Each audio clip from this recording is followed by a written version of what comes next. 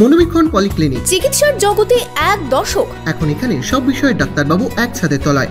Phone করুন 7477799515 এই নম্বরে।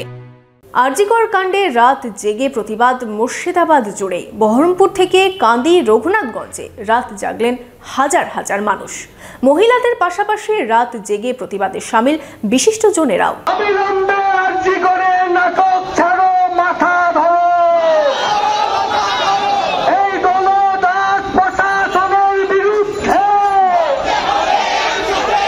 আরজিকর কাণ্ডের প্রতিবাদে রাত জেগে গর্জে উঠলেন মহিলারা। কোথাও চলল মিছিল করে প্রতিবাদ, কোথাও আবার সভার মধ্যে দিয়ে মধ্যরাতে প্রতিবাদে মহিলা থেকে পুরুষরা।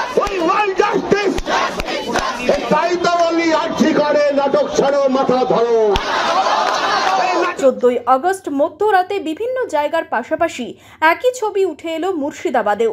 এদিন সদর শহর বহরমপুরে টেক্সটাইল কলেজ মোড়ে প্রতিবাদে সামিল হাজার হাজার মানুষ।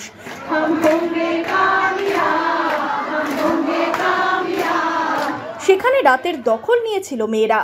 একটাই দাবি, আরজিকরের দোষীদের গ্রেপ্তার ও দৃষ্টান্তমূলক শাস্তি। আমরা সবাই চাই যে রেপিস্টের হ্যাং দ্য রেপিস্টের থেকে এর বাইরে আর এর কোনো রকম বিচার হয় না। আর দয়া করে এরকম দৃষ্টতা যেন আর কেউ না দেখাতে পারে, কোনো দিন না দেখাতে পারে, তার আমরা বিচার চাই। তিলোত্তমার সাথে যে ঘটনা ঘটলো, এবং শুধু তিলোত্তমা নয়, আমাদের দেশে এরকম বহু লক্ষ তিলোত্তমা প্রতিদিন রেপ্ট হচ্ছে। তো এই যে রাত্রিবেলার যে ভয়, যে বর্বরতা, নৃশংসতা, আমরা আজকে সেটাকে জয় করতে এখানে এসেছি। কান্দিতেও রাত জাগলেন মেয়েরা। কান্দিরাজ উচ্চ বিদ্যালয় ও বিশ্রামতলায় চলল বিক্ষোভ। কান্দিতে রাত জেগে মিছিল করে প্রতিবাদে সামিল হলেন চিকিৎসক, স্বাস্থ্যকর্মী থেকে সমাজের বিভিন্ন স্তরের মানুষ।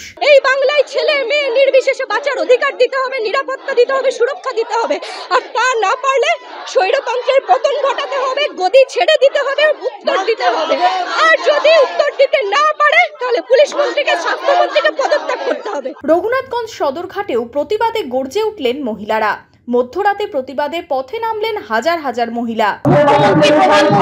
সবার কাছে আমাদের করো ধরে নিতে হবে, একটা জাস্টিস হওয়া চাই। কোনো মতে আমরা এই বিজেপিতে হয়ে যাবো, আমরা কেটুকা হবো না। আমরা আছি, আমরা থাকবো, যতক্ষণ পারবো আমরা আছি। এর শেষ দেখে আমরা ছাড়বো, সেটা মফস্বল থেকেই হোক আর যেখান থেকেই হোক। আমরা শুধু রঘুনাথগঞ্জ থেকেও বলছি, আমরা আছি, আমরা থাকবো, আমরা শেষ লড়াই দেখে যাবো। জেলার রাত জেগে অভিনব প্রতিবাদে সামিল 8 থেকে 80 সকলেই।